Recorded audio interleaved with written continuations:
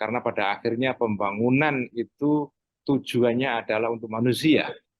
Karena itu cara-cara yang dipakai tidak boleh cara-cara yang justru melukai manusia. Enggak, ini warga negara yang mau tinggal aman, mau tinggal nyaman kok di negaranya, kok negara bukannya melindungi malah menakut-nakuti dengan ancaman itu. Halo Tribuners, bersama saya Tini Ausin menjumpai Anda dalam program Tribun News on Focus. Kita akan membahas soal bagaimana sikap PBNU terkait konflik proyek Rempang Batam bersama Ketua PBNU Kiai Haji Ulil Absyar Abdallah. Nah, bersama saya ini sudah ada di samping saya. Halo, apa kabar Gus Ulil? Baik, alhamdulillah. Terima kasih diajak dalam percakapan ini. Baik, saya juga mengucapkan terima kasih sudah meluangkan waktu untuk berbincang dengan kami hari ini. Langsung saja Gus, ini terkait polemik di Rempang. Bagaimana kemudian PBNU mengambil sikap atas konflik di sana? Yang saat ini masih berkepanjangan begitu dan banyak yang menolak. Baik, terima kasih. Jadi masalah di Rempang di Batam ini bukan masalah satu-satunya. Jadi ini sebetulnya adalah spesimen ya, atau satu kasus dari kasus serupa yang cukup banyak di berbagai kawasan di Indonesia. Sebelum Rempang ini ada masalah Wadas, ada masalah semen Indonesia di daerah saya sendiri. Di NTT juga ada hal yang serupa. Jadi ini adalah masalah yang terus berulang dari waktu ke waktu dan polanya sama, yaitu tanah yang menjadi hak rakyat kemudian diambil secara paksa dari mereka atas nama pembangunan atau yang lain-lain ya. Nah, ini sesuatu yang terus terang menjadi keprihatinan kita di Nahdlatul Ulama. Jadi sebetulnya sikap Nahdlatul Ulama dalam hal ini konsisten sejak peristiwa semen Indonesia, kemudian Wadas, dan sekarang ini sebetulnya kita punya sikap yang sama, yaitu bahwa tidak boleh melakukan pencabutan hak ya tanah rakyat ya, tanah yang secara de facto sudah ditinggali oleh rakyat dalam waktu yang cukup lama, kemudian diambil haknya oleh korporasi atau oleh negara atas nama pembangunan ya, tanpa proses komunikasi yang dua arah dan menggunakan cara-cara kekerasan dan pemaksaan. Itu tidak dibenarkan secara moral etis, tidak bisa dibenarkan dalam kacamata Islam, juga tidak dibenarkan. Bahkan di dalam fatwa yang dikeluarkan oleh PBNU di dalam Muktamar NU ke-34 di Lampung tahun 2021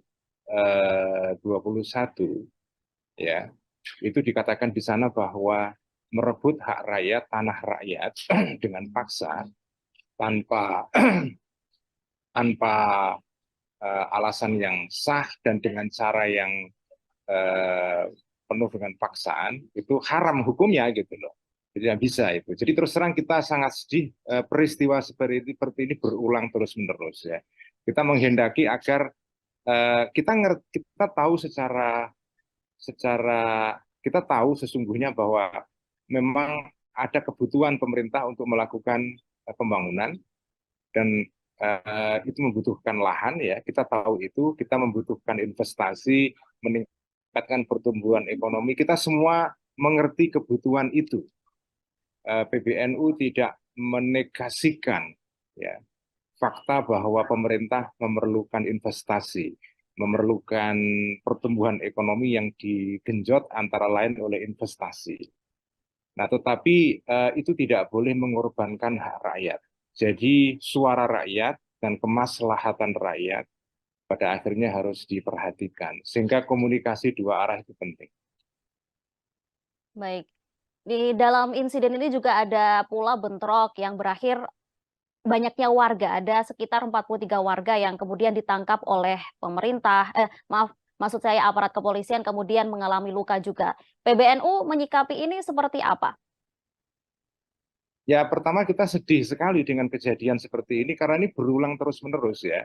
Penggunaan aparat keamanan untuk ya memaksa supaya rakyat tunduk kepada eh, kepentingan apa namanya pembangunan seperti ini ya. Itu kita terus terang sedih sekali. Kenapa kok hal seperti ini terus-menerus terjadi? Kenapa tidak ada komunikasi yang manusiawi lah? Jadi cara-cara yang dipakai itu terus terang melukai rasa keadilan publik, rasa keadilan rakyat ya. Ya terus terang kita nggak bisa menerima cara seperti itu ya. Kita mengerti kebutuhan pemerintah untuk pembangunan agar kita tidak terperangkap dalam apa namanya yang disebut dengan middle income trap itu ya. Jadi jebakan penghasilan menengah itu memang kita harus bisa keluar dari jebakan itu. Kita mengerti kebutuhan pemerintah di sektor itu ya. Tetapi kita juga mengerti bahwa rakyat harus diajak ngomong baik-baik ya. Harus diajak ngomong baik-baik. Pendekatannya persuasif, bukan koersif ya. Jadi persuasif bukan koersif.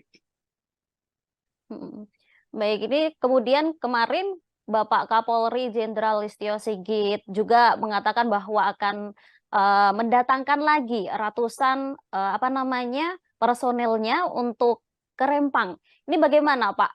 Tadi kan kemarin warga banyak yang kemudian memprotes bahwa jangan ada tindakan anarkis. Kemudian kemarin juga malah Kapolri akan menambahkan apa namanya personilnya ke sana. Ini bagaimana?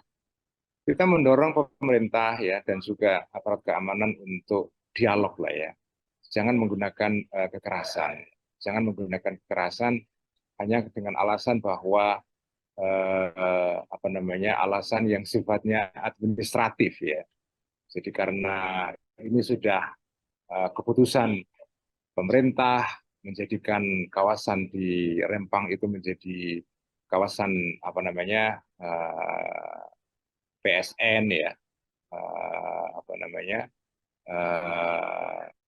sehingga ya semuanya harus mengalah kepada keputusan itu. Menurut saya ya sebaiknya jangan begitu ya, sebaiknya dialogis, sebaiknya pemerintah menggunakan pendekatan yang persuasif dan tidak menggunakan kekuatan kekerasan.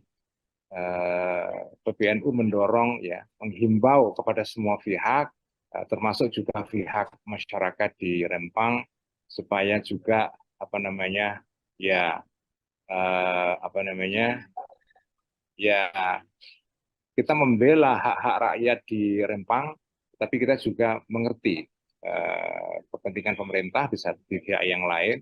Jadi harus ada dialog. Kita juga mendorong rakyat di Rempang juga bersedia untuk dialog, dan saya kira pemerintah juga harus mengajak dialog rakyat di sana. Jadi ini dua belah pihak harus resiprokal, harus saling mau kompromi, saling mau melakukan dialog.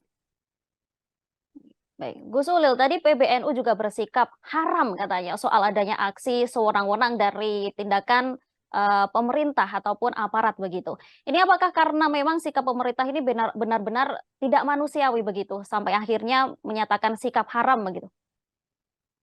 Ya, ini sebetulnya ketentuan hukum haram ini adalah ketentuan hukum normatif yang memang ada di dalam kitab-kitab yang diajarkan di pondok-pondok pesantren di lingkungan Nahdlatul Ulama ya. Ya di sana dikatakan bahwa ya merebut hak orang lain ya, apa namanya secara tidak sah itu ya hukumnya haram, tidak boleh.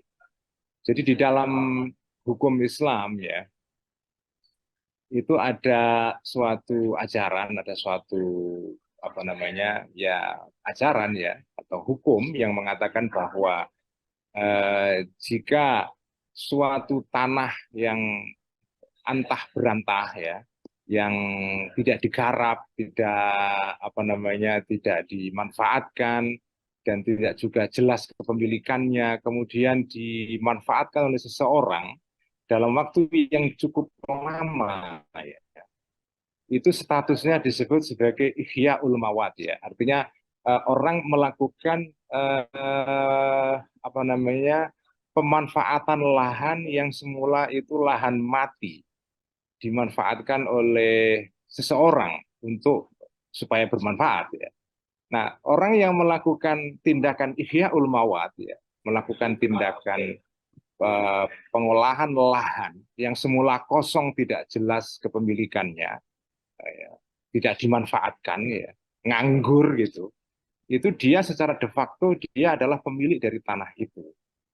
Nah, ini kita tahu di dalam kasus Rempang ini, penduduk yang ada di sana, ya, itu kan mereka ya adalah para pemilik tanah itu yang sudah tinggal di sana bahkan mungkin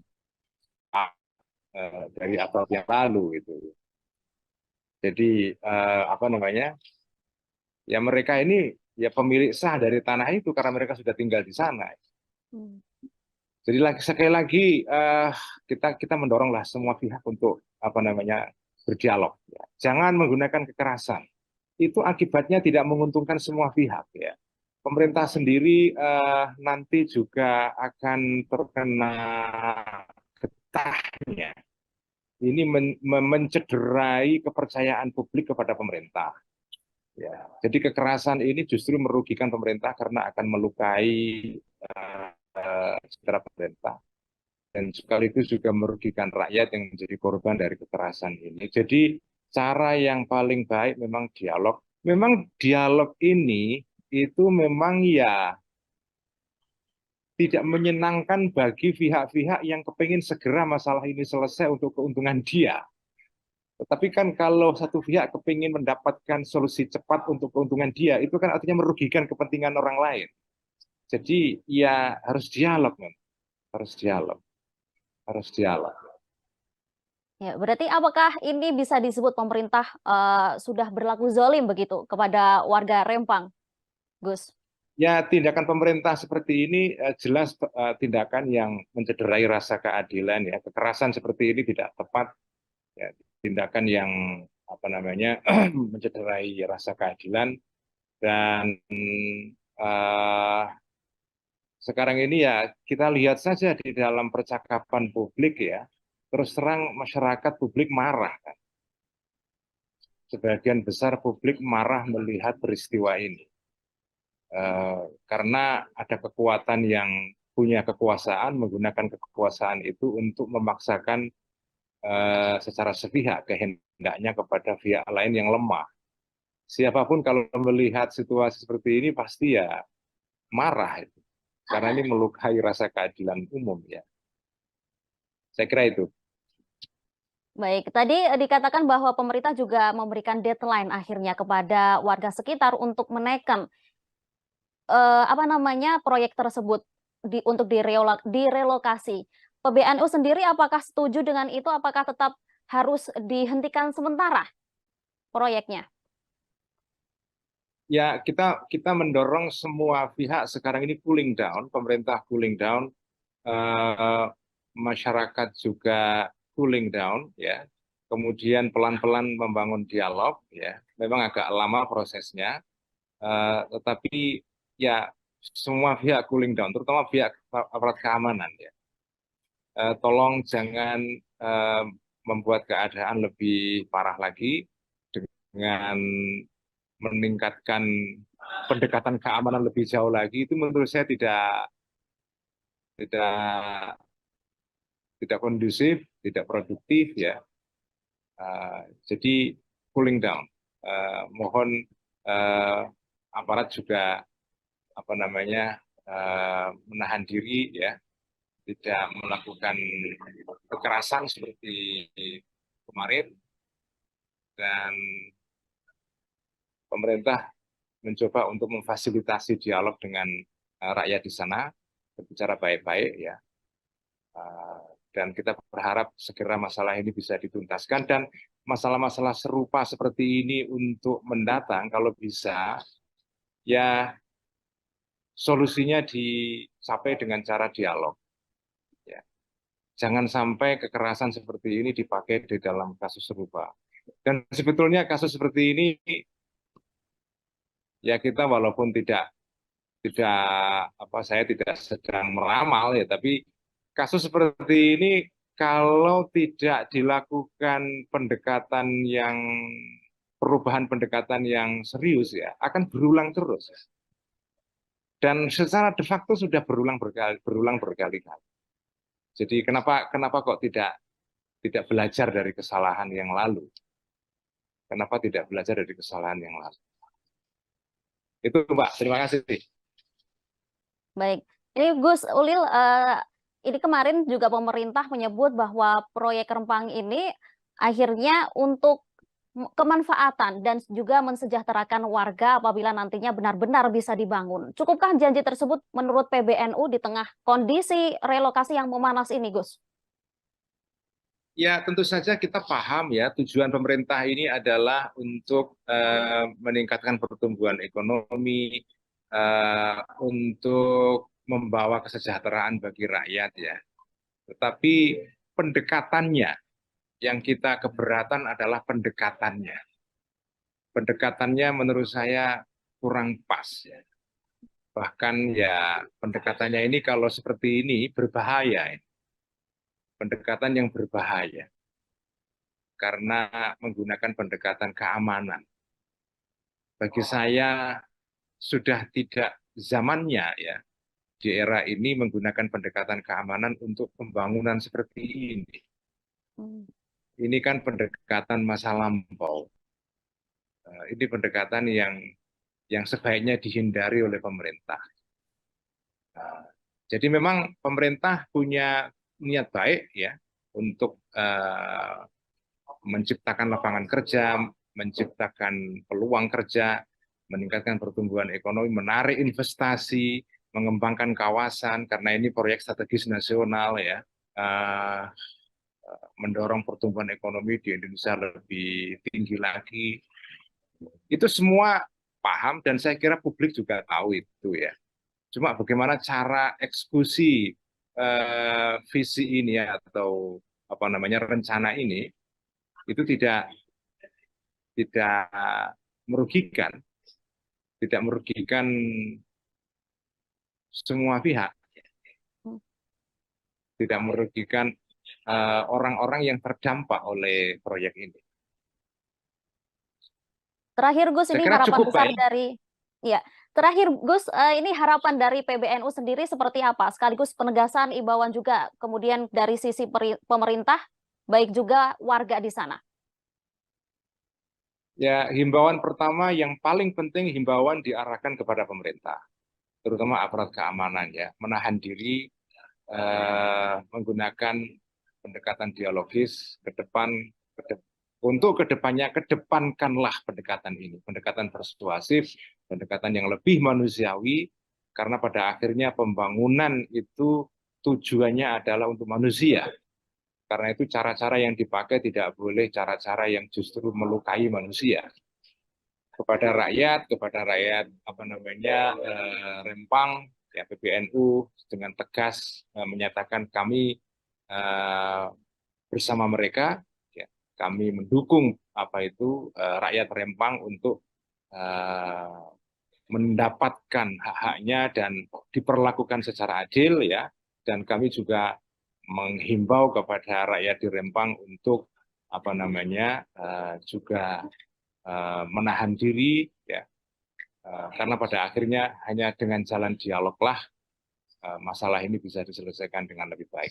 Saya kira itu. Baik, terima kasih Gus Ulil. Kita sama-sama berharap kasus ini selesai dan ada jalan tengah bagi kedua belah pihak. Halo, selamat malam Tribuners. Kali ini dengan Firdananda bersama Firdananda di On Focus, di Tribun News On Focus. Dan kali ini kita akan membahas mengenai Rempang City, Eco City yang akhir-akhir ini memang sudah banyak diperbincangkan di publik begitu.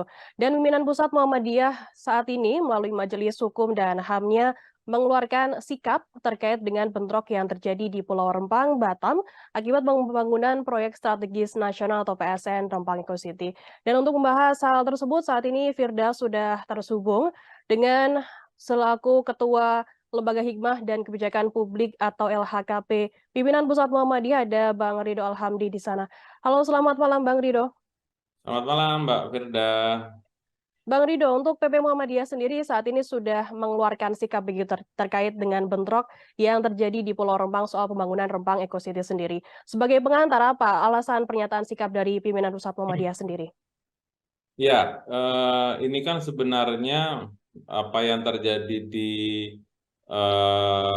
Rempang ini ya Mbak Firda, ini kan bagian dari PSN, Proyek Strategis Nasional. Jadi PP Muhammadiyah melalui Lembaga Hikmah dan Kebijakan Publik ya, itu kita sebenarnya tidak hanya merespon isu yang mungkin kebetulan Rempang ini cukup menggemparkan ya, karena intimidasi dan perlawanan cukup tinggi. Nah, sebenarnya di Air Bangis, Pasaman Barat, Sumatera Barat juga kita mendampingi, memberikan sikap kepada aparat yang intimidatif juga ya, di mana kemudian kami membentuk tim baik yang terdiri dari PP Muhammadiyah maupun PWM Sumatera Barat, dan kami juga sudah mendampingi apa yang sedang terjadi, dan sedang terjadi di Desa Wadas, Purworejo, Jawa Tengah, kemudian di Desa Pakel, Banyuwangi, Jawa Timur, termasuk di Trenggalek juga. Nah, sebenarnya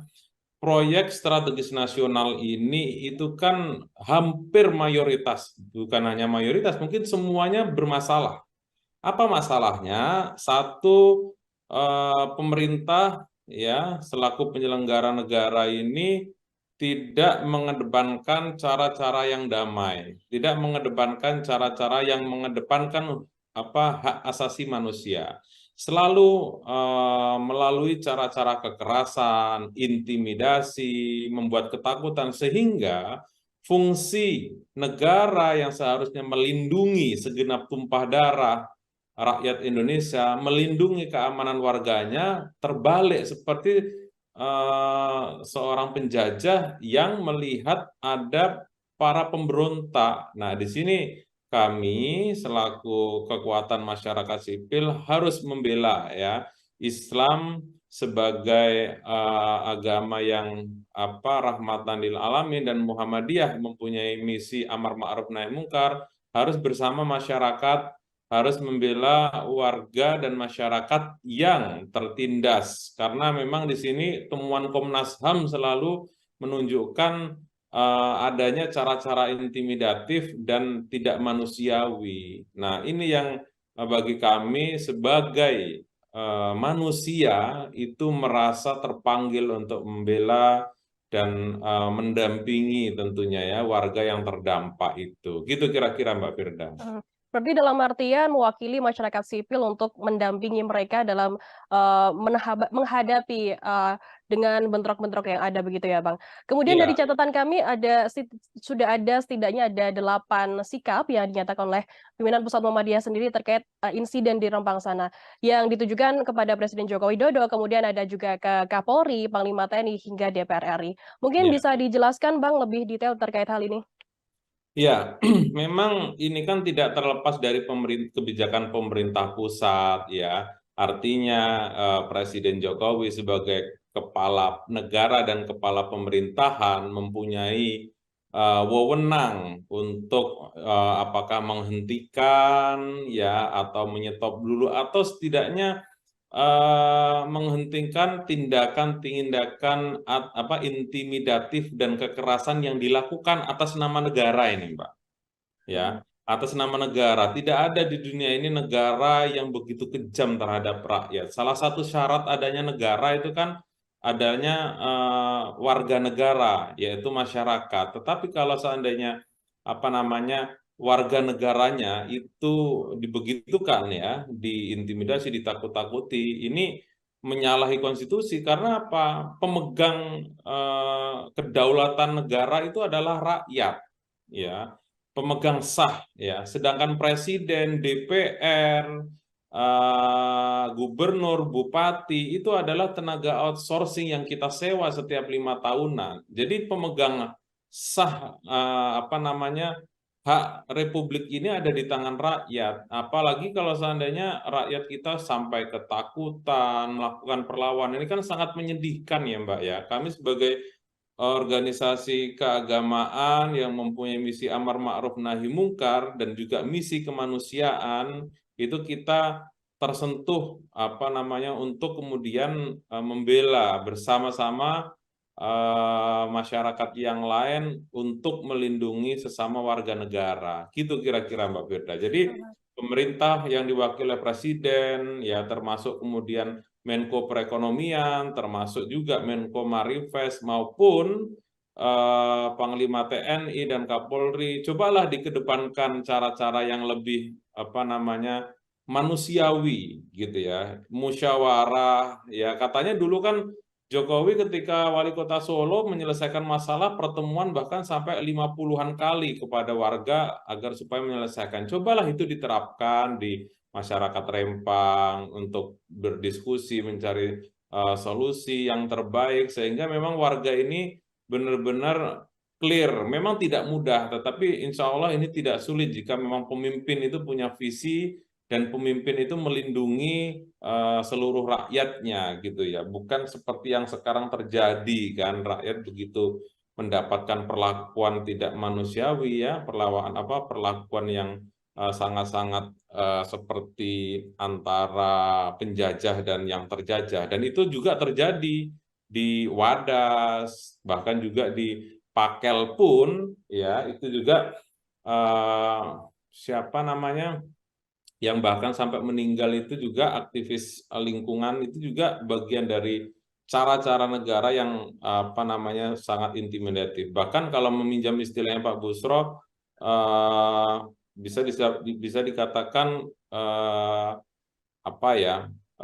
kekerasan yang dilakukan atas nama negara, dan ini sangat-sangat membahayakan. Gitu kira-kira Mbak Firda. Baik, kemudian ada salah satu sikap dari PP Muhammadiyah sendiri, yakni meminta agar Presiden Joko Widodo dan Menteri Koordinator Bidang Perekonomian RI untuk mengevaluasi kembali dan mencabut proyek Rempang Eco City sebagai PSN, termasuk statement dari PP Muhammadiyah yang menyebutkan Jokowi berpihak kepada investor. Bagaimana terkait hal ini, Bang Ridho? Ya, ini kan yang menjadi agenda pemerintah sekarang ini kan investasi, pro investor. Investasi oke lah, sebenarnya nggak masalah. Tetapi ketika investasi itu berdampak pada peminggiran atau pengucilan atau pengorbanan pada masyarakat, menurut saya investasi ini harus dievaluasi gitu ya.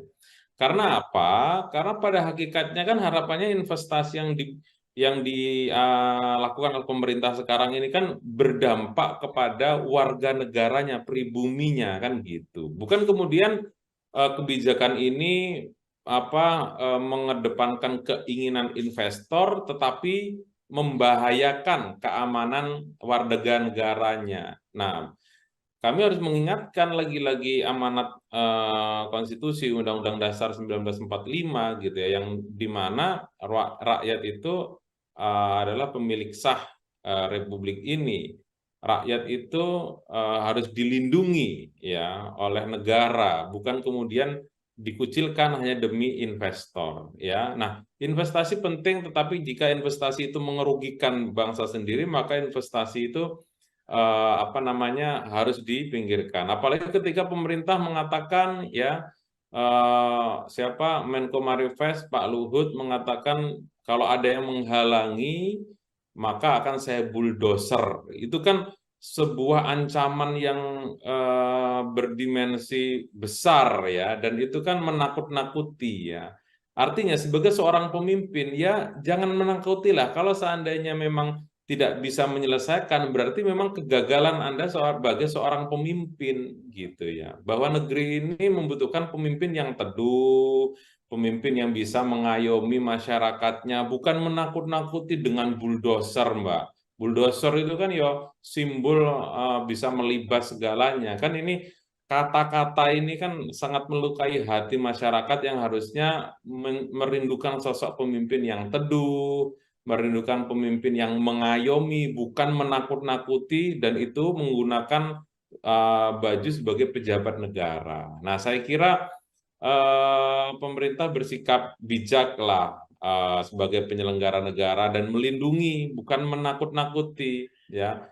Ini akibat orang terlalu lama mempunyai kekuasaan itu, ya power tends to corrupt, absolute power corrupt absolutely. Ini harus dievaluasi. PSN ini hampir semuanya ini bermasalah karena pertama merusak lingkungan, dan merusak lingkungan ini berdampak pada krisis ekologi, ya. Kalau dalam bahasa teman saya yang peneliti Walhi itu, Mas Farid Ridwanuddin, dia mengatakan akan terjadi ekosida. Apa itu ekosida? Ekosida itu pembunuhan lingkungan, pembunuhan alam secara perlahan-lahan sehingga alam kemudian tidak berfungsi, dan ini bisa membahayakan generasi 100-200 tahun mendatang. Mungkin itu kira-kira, Mbak. Berarti Bang, bisa dikatakan bahwa Muhammadiyah sendiri melihat PSN Ecocity, Rempang Ecocity sendiri sebagai berpihak kepada investor, pemerintah berpihak kepada investor, begitu Bang? Ya, berpihak kepada investor yang kemudian merugikan rakyat, gitu. Artinya merugikan rakyat itu satu, rakyat kemudian diintimidasi cara-caranya, ditakut-takuti, kemudian dipaksa dalam membuat tanda tangan agar supaya setuju, dan seterusnya. Bukan berarti kemudian investasi itu buruk, tetapi kalau investasi itu dilakukan dengan cara-cara yang baik, musyawarah yang damai, tidak ada kekerasan, tidak ada yang dirugikan terutama rakyat, it's okay Mbak Firda. Tapi problemnya adalah efek dari investasi yang dipaksakan, ya, kemudian rakyat terjadi perlawanan, harusnya diselesaikan secara damai. Apa yang perlu didengarkan dari warga negara maunya seperti apa, dan seterusnya dan seterusnya. Kalaupun seandainya penolakan, ya harus dilakukan pendekatan lobby kepada kepala adat, kepala adat Melayu di sana, sehingga kemudian menemukan titik temu yang terbaik. Memang tidak mudah, ya. Inilah memang pemimpin. Kalau kata Agus Salim itu, kalau kata Hatta, ya, itu memimpin itu menderita, ya. Siapa bilang memimpin itu enak? Ini yang salah dengan persepsi para pejabat kita, seolah-olah memimpin itu kemudian semaunya, pikirannya sendiri, gitu ya. Padahal Indonesia ini kan 270 juta manusia, itu harus didengarkan juga bagaimana yang terbaiknya. Kira-kira gitu. Berarti dengan timbulnya adanya bentrok di Rempang sendiri, berarti memang hal ini musyawarah yang dilakukan oleh pemerintah sendiri tidak bisa dikatakan tidak berhasil, Bang? Ya, tidak berhasil, dan ini mencerminkan kegagalan kepemimpinan yang gagal, ya. Jokowi sebagai kepala negara, kepala pemerintahan itu gagal dalam mencipta selama 2 periode 10 tahun ini, ya. Kalau kita berkaca pada laporan tahunan Freedom House, ya, tentang freedom of the world, ya, kebebasan negara-negara, demokrasi Indonesia ini kan indeksnya turun, ya, dan itu salah satu indeks demokrasinya turun karena kebebasan sipil. Nah, di era pemerintahan saat ini, ya, yang sudah 2 periode ini, ya, kegagalan demokrasi, dan sejumlah akademisi, ilmuwan juga memberikan catatan itu, dan anehnya memang pemerintah yang sedang berada di posisinya saat ini tidak merasa itu adalah kesalahan mereka, dan ini sangat berbahaya, ya. Salah satu dampaknya kemudian proyek-proyek PSN, proyek-proyek strategis nasional ini dipaksakan di berbagai titik, dan ini akan terus terjadi, Mbak. Nggak hanya ini tadi saya sebutkan di Air Bangis, Pasaman, Sumatera, Pasbar, ya, Sumatera Barat, dan juga di Indonesia bagian timur sekarang sedang disasar menuju sana, ya. Itu saya kira.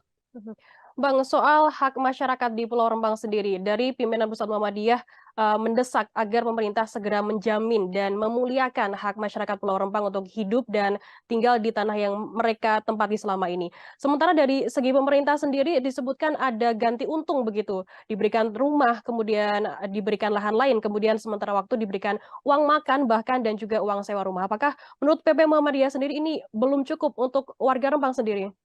Nah, sekarang dikembalikan lagi saja Mbak Firda kepada warga Rempangnya itu ya. Apakah warga Rempang sepakat? Ya, artinya tanpa ada intimidasi, ya.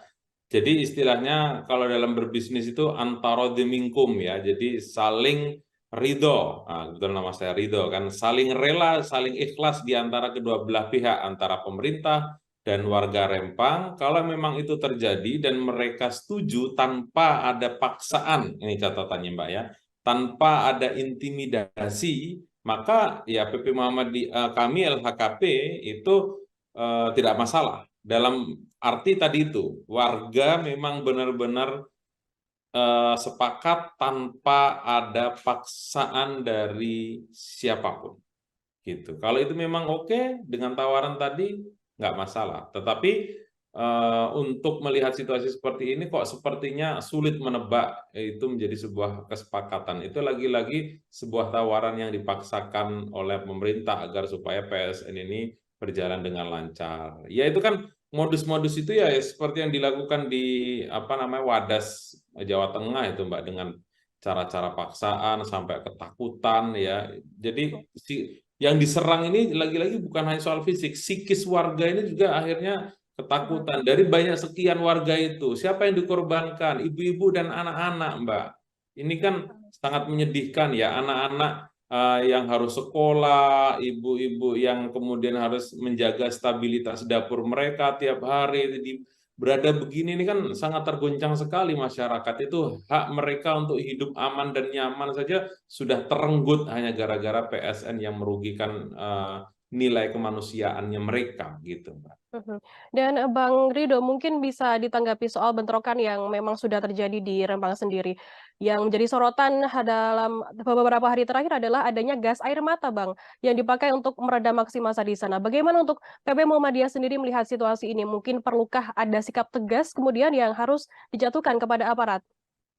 Ya, makanya dalam dalam pernyataan pers kita itu kita meminta kepada Panglima TNI, terus kemudian Kapolri dan jajarannya yang ada di Kepulauan Riau untuk menarik aparatnya dari lokasi konflik agar supaya warga ini tidak merasa terintimidasi dengan keberadaan mereka.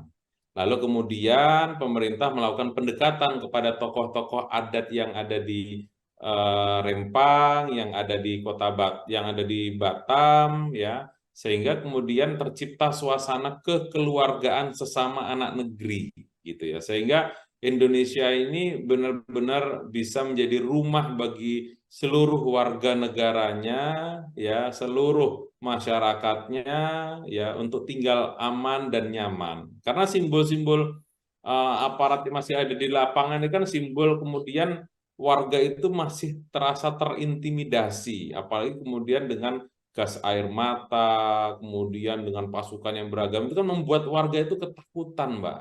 Jadi ini loh yang harus dikedepankan oleh pemerintah. Janganlah dengan cara-cara kekerasan ini kan seakan-akan kita ini seperti pemerintah ini seperti mau melawan penjajah saja atau mau melawan gerakan separatis. Enggak, ini warga negara yang mau tinggal aman, mau tinggal nyaman kok di negaranya. Kok negara bukannya melindungi malah menakut-nakuti dengan ancaman itu. Maka mohon untuk menarik dari lapangan dan mohon pemerintah baik dari presiden, ya presiden sekali lagi untuk bisa menjadi pemimpin yang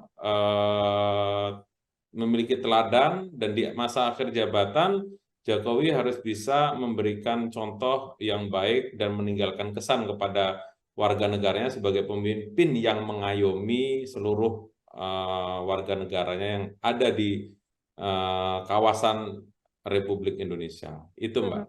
Menurut Bang Rido sendiri, tadi perlukah mungkin ada sikap tegas mungkin atau mungkin sikap yang hukuman begitu untuk bagi aparat yang melakukan kekerasan, dalam hal ini sebagai keadilan untuk para warga di Rempang sendiri yang terkena bentrok? Ya, bagi warga negara yang saat ini mendapatkan kekerasan, tentu ini menjadi tanggung jawab pemerintah, ya. Apakah itu urusan pemerintah lah, apakah melalui asuransi atau tidak, ini bertanggung jawab dan menyantuni, gitu ya. Nah, kemudian aparat yang terbukti melakukan kekerasan di lapangan, maka Kapolri maupun TNI harus menindak tegas, gitu ya. Karena apa? Ini institusi Polri dan institusi institusi TNI ini menjadi cerminan, ya. Kalau seandainya mereka saja sudah menakut-nakuti masyarakat, lalu di mana masyarakat merasa nyaman, seharusnya mereka itu menjadi pelindung, ya. Ini ya inilah apa yang terjadi di negeri kita ini, guyonannya kalau berurusan sama polisi, urusan ayam bisa selesai menjadi urusan sapi, gitu ya.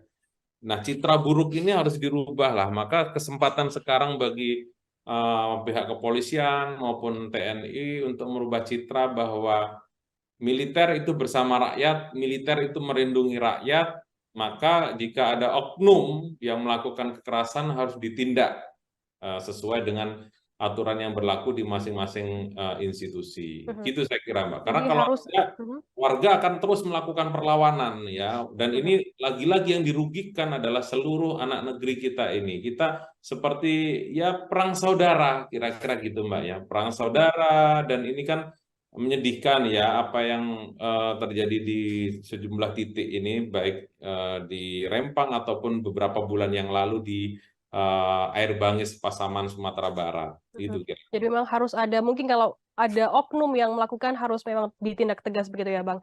Ya, Kemudian saya Bang kira itu Rido, harus diinvestigasi lebih lanjut, ya, dari institusi masing-masing, lalu diberikan sanksi jika memang terbukti. Karena sekarang kan banyak warga yang merasa ketakutan. Bahkan bagaimana memulihkan psikologi warga negara yang sekarang terdampak ini kan bukan perkara yang mudah, Mbak. Anak-anak, ibu-ibu, perempuan yang mereka sudah semacam terenggut rasa amannya untuk tinggal di Republik ini, gitu. baik. Bang Rido, mungkin warga Rempang sendiri seperti yang kita tahu sudah tinggal di sana sudah sejak lama begitu, dan masyarakat setempat juga menyatakan sikap dan penolakan karena merasa sudah menjadi tanah adat mereka. Apakah pimpinan Pusat Muhammadiyah juga sependapat dengan sikap tersebut? Di undang-undang saya beberapa hari ini tadi kan dikirimi, ya, dikirimi oleh teman yang juga pengurus LHKP, siapa sih pemilik tanah. Salah satunya pemilik tanah itu kan mereka yang tinggal secara turun-menurun, ya. Itu juga bagian dari pemilik tanah, karena kalau seandainya seingat saya di berita itu Menteri ATR mengatakan mereka tidak mempunyai sertifikat, ya. Nah, di sini sebenarnya BPN mulai bekerja sama dengan masyarakat adat, sama seperti di Sumatera Barat itu kan banyak tanah-tanah yang milik tanah adat kan, belum bersertifikat. Ini menjadi kajian penting juga, ya, bagi mahasiswa ilmu pemerintahan, administrasi publik untuk mengkaji isu-isu tentang tanah yang masih yang belum sinkron antara tanah milik masyarakat adat dengan tanah milik negara yang bersertifikat BPN. Nah, kami melihat, ya, LHKP melihat bahwa mereka yang sudah tinggal di sana, tentu pertama yang harus kita kedepankan itu adalah membuat mereka merasa aman dan terlindungi dulu. Urusan resmi, sertifikat dan segala macam itu tugas birokrasi, ya, apakah itu Pemkot, Pemda ataupun Pemprov, untuk menyelesaikan itu baik-baik dengan masyarakat adat setempat. Saya kira semua ada jalan. Kita kan masih manusia, ya kan, Mbak Firda. masih sama-sama punya akal, masih sama-sama makan nasi, saya kira insya Allah itu pasti akan ketemu jalannya. Tapi lagi-lagi jangan mengedepankan kekerasan karena ini zaman-zaman jahiliyah lah. Sekarang kita sudah era modern, tidak ada cara-cara kekerasan. Kalau seperti ini namanya Indonesia mundur lah. Apa fungsinya kita sudah merdeka 1945 kalau ternyata bentuk penjajahan baru itu dilakukan oleh pemerintah kepada rakyatnya. Makanya Soekarno itu benar, aku sudah berhasil mengusir penjajah dari republik ini, tetapi tugas generasi berikutnya lebih berat, melawan bangsanya sendiri. Nah, ini terbukti, melawan bangsanya sendiri, melawan pemimpinnya yang mereka pilih, tetapi kemudian tidak berpihak kepada rakyat. Saya kira itu, Mbak. Jadi kalau mengingat kata-kata kata-kata yang sangat terkenal dalam demokrasi, vox populi vox Dei, suara rakyat suara Tuhan, maka jangan sekali-kali pemerintah itu tidak mendengarkan suara rakyat, karena kalau tidak maka langit yang akan memperingatkan mereka. Kira-kira gitu. Ini yang mendengarkan suara rakyat begitu. Kemudian Bang Ridho, Presiden Joko Widodo sendiri menegaskan untuk proyek ini sebenarnya untuk kesejahteraan rakyat, bukan untuk menyengsarakan. Dikatakan juga insiden Rempang sendiri terjadi hanya karena miskomunikasi. Apa komentar PP Muhammadiyah dengan terkait hal ini dan dilihat dari sisi kesejahteraan bagi masyarakat bertahun-tahun mendatang? Ya, miskomunikasi, tetapi tidak hanya miskomunikasi, tapi juga intimidasi. Jangan menyederhana, ini kan seakan-akan mau berlindung ya, mau membela diri, hanya miskomunikasi, menyederhanakan sebuah realita yang sangat jauh dan penuh intimidasi gitu ya. Ya cobalah kita lihat berita yang sudah muncul, laporan dari teman-teman yang Muhammadiyah yang ada di Rempang di Kepri maksud kami, yang juga melihat situasi di sana. Ini bukan hanya miskomunikasi, betul miskomunikasi yang berdampak intimidasi dan represi. Nah, kalau sekedar miskomunikasi dan itu bisa diselesaikan nggak masalah, tapi mengapa itu berdampak pada bukan menyejahterakan, tetapi mengintimidasi, lagi-lagi menakut-nakuti, dan ini membahayakan ini Mbak. Ini jauh dari karakter mensejahterakan. Orang kalau sejahtera itu pasti sudah aman, sudah nyaman, urusan perut sudah tidak ada persoalan. Tapi kalau ini jauh dari kata menyejahterakan. Jadi janganlah mensimplifikasi, menyederhanakan situasi yang sebenarnya sedang tidak baik-baik saja, lalu kemudian Presiden membungkusnya hanya miskomunikasi. Ini menyederhanakan situasi yang kompleks. Tolong selesaikanlah itu. Tarik, minta tolong sebagai atasan Panglima TNI dan Kapolri, Presiden punya hak. Tarik dulu, ciptakan situasi aman, nyaman, tarik semua peralatan yang ada, peralatan aparat keamanan yang ada di Rempang, sehingga kemudian membuat situasi ini cooling down. Baru setelah itu pemerintah, birokrasi untuk memfollow up dengan para pemimpin masyarakat di sana, masyarakat adat di sana. Itu insya Allah akan menemukan jalan yang terbaik dan juga menciptakan situasi yang membutuhkan waktu lama memang, tetapi nggak apa-apa karena sudah terjadi. Tetapi setidaknya tidak memperkeruh situasi yang semakin rumit, tidak hanya sekedar miskomunikasi. Gitu, Pak. Berarti Bang Ridho setuju dengan statement bahwa pemerintah ini berlindung di balik kata miskomunikasi? Ya, kira-kira itu pembelaan diri lah, gitu kira-kira. Pembelaan diri yang tidak sesuai dengan fakta. Di zaman media sosial begini susah untuk membela diri, Mbak Firda, gitu ya. Semua tangan sudah menjadi jurnalis, ya. Semua HP sudah bisa menjadi warta berita kepada orang lain, dan ini tidak bisa dipungkiri gitu ya. Kalau mungkin era 90-an bolehlah orang kemudian menguasai media massa, mampu menguasai. Sekarang media sosial sudah berbicara, ya, sudah memberikan wartanya sendiri, sehingga tidak bisa membohongi apa yang sedang terjadi. Ini seolah-olah miskomunikasi. Miskomunikasi itu kalau seandainya saya minta bakso ke Mbak Firda, kemudian Mbak Firda ngasihnya saya soto, kan selesai. Ini kan bukan soal miskomunikasi, tetapi intimidasi, represi, ketakutan warga, dan konflik sosial yang lainnya, dan ini membutuhkan waktu lama untuk pemulihannya. Gitu. Yang intinya ini sudah mengenai psikisnya warga dan juga kesejahteraan Jelas. masyarakat banyak. Dan begitu itu ya? kalau anak-anak bisa berjangka panjang sampai dia dewasa ke depan kan. Jadi bisa jadi anak-anak itu sudah timbul kebencian kepada aparat keamanan, kepada pemerintah, dan ini sangat berbahaya pada psikologi anak gitu. Terakhir mungkin Bang, harapan dari pimpinan Pusat Muhammadiyah sendiri pada pihak-pihak yang terlibat dalam insiden ini. Oke, pertama kepada pemerintah ya, baik dari presiden ya dan jajarannya, gubernur, wali kota, termasuk militer, TNI dan Polri, untuk segera menarik pasukannya, aparatnya dari Pulau Rempang agar supaya tidak membuat situasi semakin keruh karena warga sekarang kan sedang jengkel-jengkelnya. Kedua, pemerintah kemudian melakukan negosiasi, lobby dengan pemimpin masyarakat adatnya agar supaya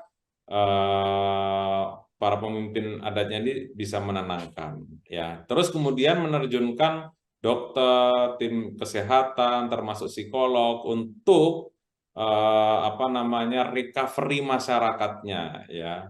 Nanti kami coba akan berkoordinasi di Muhammadiyah, ada MDMC ya, MDMC. Kok saya lupa ya, manajemen MDMC Muhammadiyah Disaster Management Center. Nanti coba kira-kira akan berkoordinasi, dan tentu aparat pemerintahan untuk mendampingi masyarakat. Dan kepada masyarakat, insya Allah semuanya akan selesai ya dengan baik-baik, ya artinya tetap merasa harus menjaga diri ya, tidak kemudian membuat kekacauan atau melawan pemerintah yang senjatanya lebih lengkap. Ini kan sama aja seperti konyol juga kalau melawan pemerintah ya. Jadi itu saya kira Mbak, tentu kita harus benar-benar berada pada posisi warga yang kita berada pada posisi membela warga yang saat ini kita bisa merasakan mereka pasti sedang tidak aman, sedang tidak nyaman, dan ketakutan setiap represi-represi yang dilakukan oleh pemerintah. Gitu kira-kira Mbak. Terima kasih Bang Ridho Alhamdi dari selaku Ketua Lembaga Hikmah dan Kebijakan Publik atau LHKP Pimpinan Pusat Muhammadiyah sudah berdiskusi dengan kami mengenai Rempang, bentrokan di Rempang sendiri. Terima kasih sudah bersama kami. Oke, sama-sama Mbak Firda. Baik, Tribuners, demikian On Focus kali ini. Sampai jumpa di lain kesempatan.